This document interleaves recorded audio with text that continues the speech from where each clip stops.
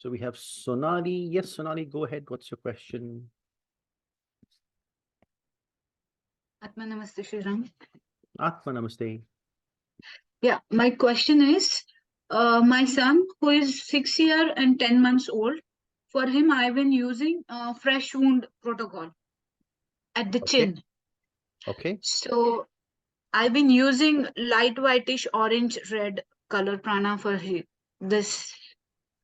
So, and he is fine. The wound has also gone well. I mean, so Okay. I did better.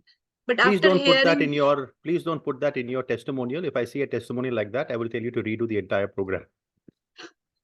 that's the reason Okay. I'm asking, sir. Now, Did what I? Master Faith said sometimes happens, not sometimes, what happens is, and this is why we invoke for divine blessings. Even if you're projecting orange red on the chin, the healing angels will actually convert that into a suitable color. So I think I heard Master Faith sharing a story where many years ago somebody was projecting light whitish orange to somebody's head.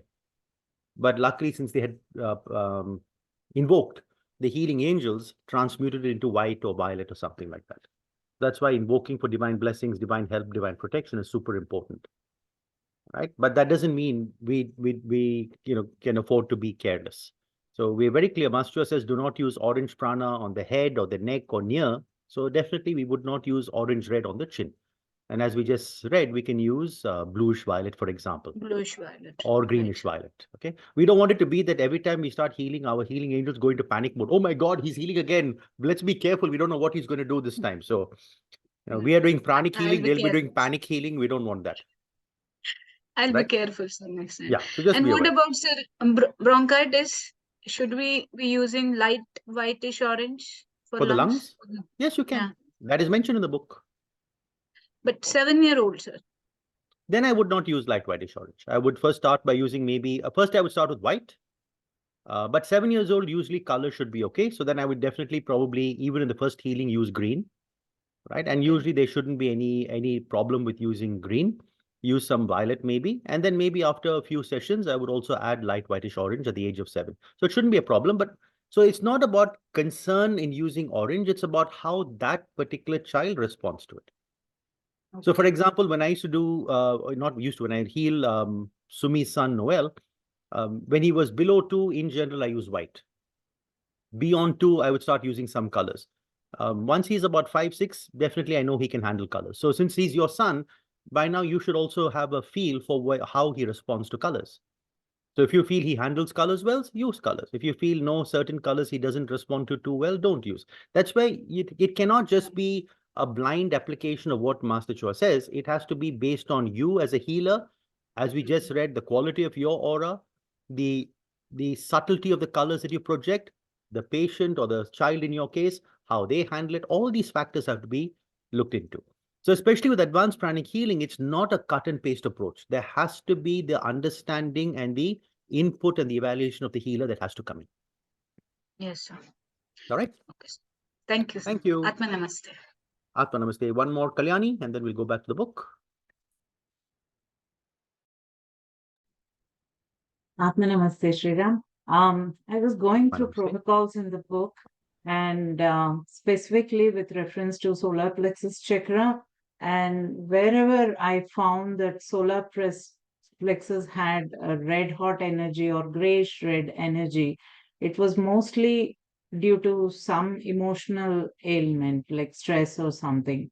So, will it be helpful if we did a pranic psychotherapy on the patient before we did the actual protocol for things like when it says there's red hot energy or grayish red Didn't we energy? read that already in a previous chapter of this book last week? Don't remember?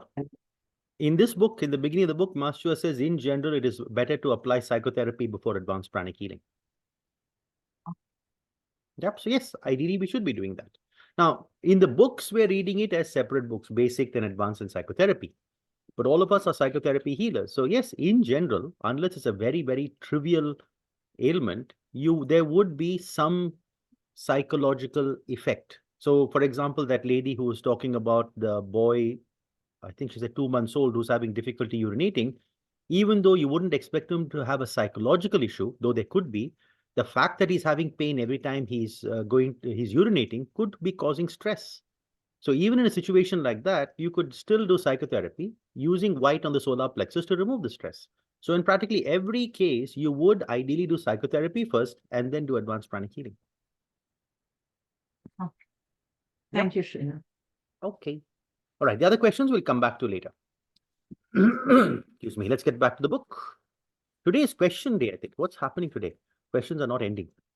Maybe it's because tomorrow is Valentine's Day, so something to do with Valentine's energy. The love for healing is manifesting as questions. Maybe something like that. By the way, happy Valentine's Day in advance. We are not taking a break tomorrow. So we will practice love for healing in our session tomorrow. Some of you are saying, yeah, this is it. Every day we have practice healing, even on Valentine's Day healing. What to do? Okay, here we go. More about karma. I discussed karma in reasonable detail when we were going through the basic book. So I won't go into that much detail here. We'll just go through what Master says. When a person does something with intention, whether good or bad, the karmic effect could reach tenfold. This is the principle behind tithing. So tithing is not just giving money to charity, that would be donating. Tithing is more specific. First of all, tithing is usually implied to be once a month. All right. So it's not donating. You could donate whenever you want, but tithing is once a month. And also when you're donating, you could donate any amount, but tithing is usually more specific. You tithe 1/10 of income. In fact, the word tithe, T-I-T-H-E, is, I think, in Latin or something, probably linked to 1/10. So tithing is 1/10. The amount is specified, and monthly, the frequency is specified. So going back to the book, this is the principle behind tithing. When you plant a grain of rice, you harvest not only a grain of rice, but you harvest many times what you have planted. When you plant a mango seed, you get a mango tree that will produce many mangoes. When spiritual aspirants, like pranic healers, do something with intention, whether good or bad, the karmic effect could reach 100-fold. So notice, when a person does it, it's tenfold. But when a spiritual practitioner like you or me do it, it's 100-fold. And Master Chua says this is to be taken literally. This is not an exaggeration. Okay? So we have to be much more careful, because the idea is we know better, we know more, so more is expected of us. One of the examples I share, if you have a child who's 2 years old, they walk into a toy shop, they see a shiny toy, and you pick it up and come out. The 2-year-old picks up the toy and walks out. You don't blame the child for stealing. They don't know.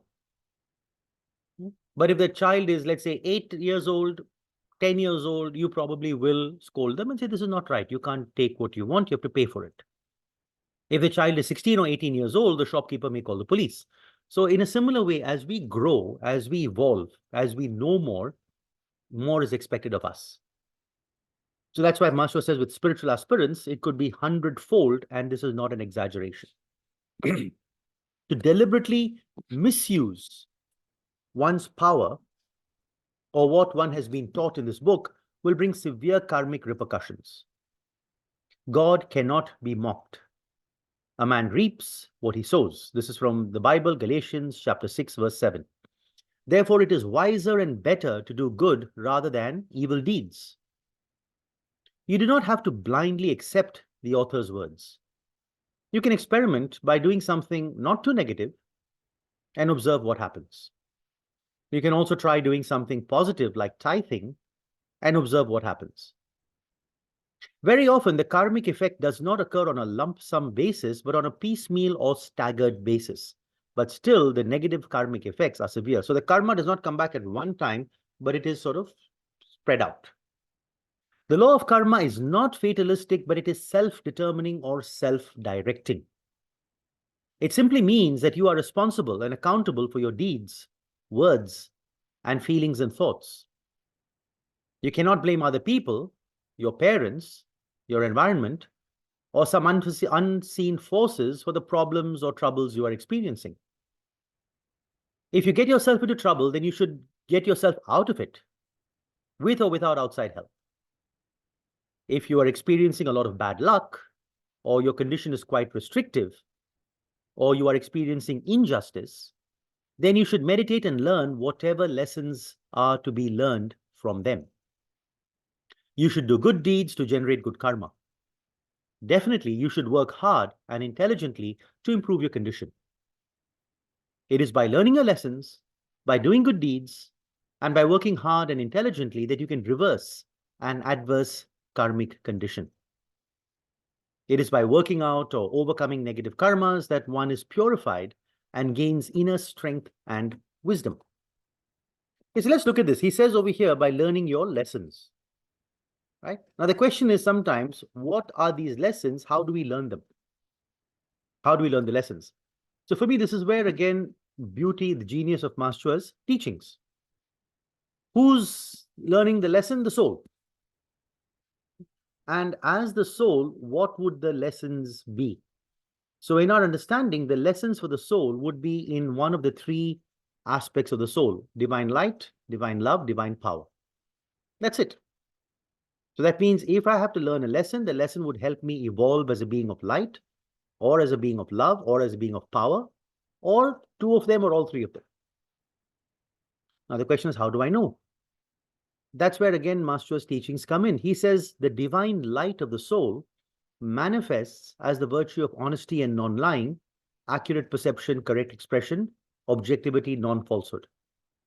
So if the lesson that I have to learn as a soul is to help me grow as a being of light, that means I have to learn a lesson which will be connected with the virtue of honesty, non-lying, or the virtue of accurate perception, correct expression. All right. Now, similarly, if the lesson I have to learn as a soul is connected with divine love, then the lesson would be connected with loving kindness, non-injury, generosity, non-stealing. Okay? And if the lesson I have to learn is connected with divine power or divine will, then the lesson would be under the virtue of constancy of aim and effort, non-laziness, moderation, non-excessiveness. It's basically the 5 virtues. So I think many of you may have done the Achieving Oneness course, and you've seen in the Achieving Oneness course, the reason why Master Chua selected these 5 virtues, which we have from the basic book onwards, is because the 5 virtues of pranic healing, or Hatha Yoga, are connected to the 3 aspects of the soul. That's why he's chosen them. So when it says learn the lesson, what we need to do is look at the problem we are facing from the perspective of each of these virtues. So for example, I'm facing this problem. Let's look at loving kindness, non-injury. Is there something to learn? Okay. Do I have to be more loving, more forgiving, more understanding, more tolerant? Am I causing injury? Okay. Maybe you say yes or no. All right, move to the next one. Generosity. Is there something I have to learn under that virtue? Am I taking something that's not mine? Then you move to the third virtue, honesty, non-lying. Is there an element of dishonesty here? And remember, under honesty, you also have pride and poor self-esteem. Is there an element of pride? Is there poor self-esteem? Then you move to constancy. Then you move to moderation. So by studying or by looking at that problem from the perspective of each of the 5 virtues one by one, you begin to get insights as to something we need to do, something we need to fix, or something we need to stop doing. And once you incorporate those changes in the virtues, you're learning the lesson, the soul is evolving, problem goes away. So for me, that's the genius of Master's system. He's given us a very specific, detailed method by which we can identify the lessons to be learned and then techniques to learn the lesson. So techniques like inner reflection, firm resolution, techniques like the blue triangle, and then so many other techniques in pranic psychotherapy.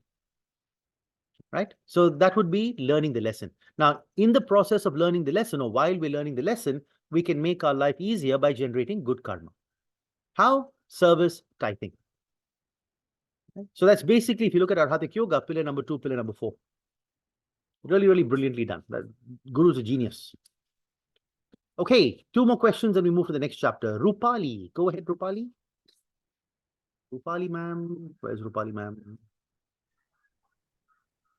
There you are. Atma Namaste Shri Ram. Atma Can you Namaste, hear me? Rupali. Yes, I can hear you. Okay. Okay. So I wanted to ask that I was trying on the divine healing, uh, and when I was practicing, it's on at the end of the page where we have the verbal instructive healing and divine healing page, chapter 20. Okay. I was trying that on healing some of the patients. Uh, so when I started, I did the invocation. I did the receptivity for the patients as well. The whatever is written over here, right? So when I started, I suddenly felt there was some gush of energy coming in and then passing on to the patients. So I was feeling really nice about it. But when I asked the patient, did you feel anything, or was there any feeling that something is coming to you or something? I mean, she was my mother-in-law, and some other patients as well, but she said I didn't feel anything. So what exactly is it? I don't want to doubt this, of course Lack it of works. sensitivity, that's all. Not everyone feels the things the way you do, so you look at the symptoms. If the symptoms became less that day or next day, it worked, whether they felt it or not. That's all. Okay. It's like scanning, Okay, no? that's Not nice. everyone Okay. scans on the first try. When we're doing receiving, projecting in the basic class, not everyone feels it on the first try. Some may feel it coming in, not going out. It's just the awareness and the sensitivity of the person. So don't worry about whether they feel it or not, but look at the result. If their symptoms have reduced, you know it worked, whether they felt it or not. If the symptoms have not reduced, then something else is needed. Okay. Yeah. Okay. All right. All right. Thank you. Nisha Chokani. Yes, Nisha, go ahead.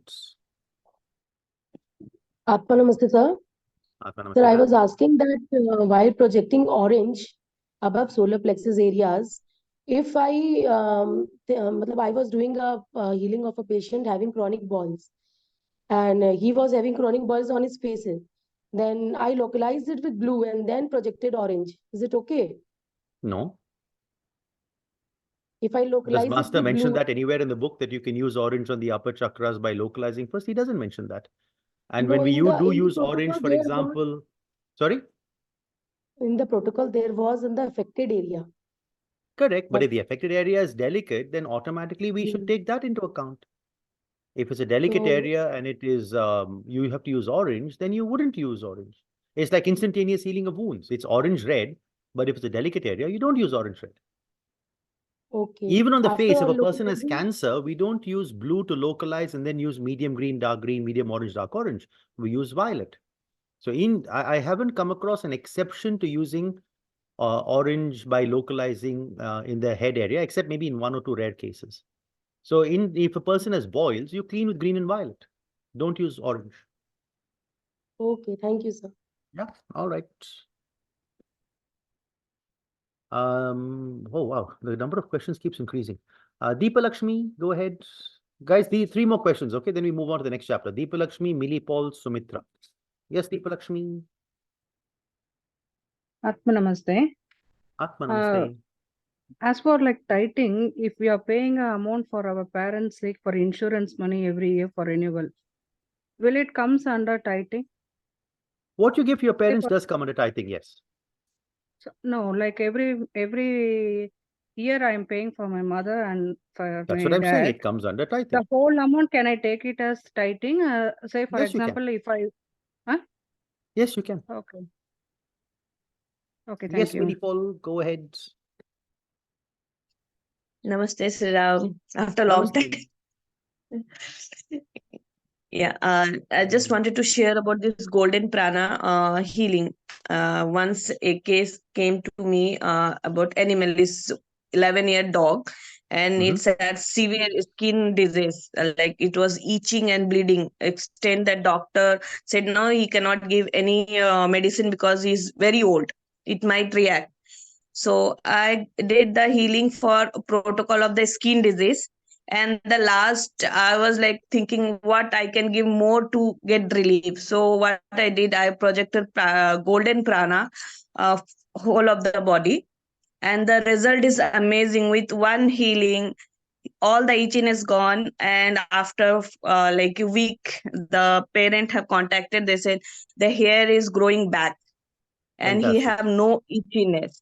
So I Lovely. feel like the golden prana has worked like miraculous on that pet. So I just Lovely. wanted to share. Thanks, Millie. Yes, Sumitra, go ahead. And then we move to the next chapter. Sumitra, are you there? Sumitra Bishwas. Yes. Atma Namaste. Atma Namaste. Atma Namaste. Sir, my question is related to that learning the lessons. Yeah. I want to know that when my girlfriend cheats me, Mhm. what kind of lesson should I learn? You tell me, what do you Because think the lessons could be? I'm in a fix that I cannot understand.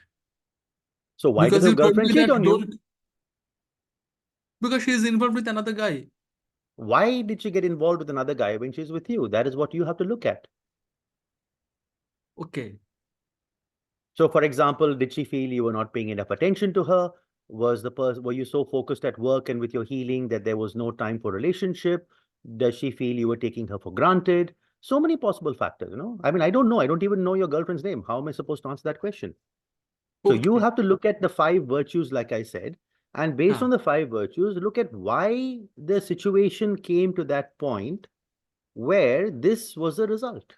What led Okay. to it happening? What led to the girlfriend getting involved with somebody else? What was it that now, if you were able to go back and redo that relationship, what could you have done differently to prevent this from happening? That's what you Okay. have to look at.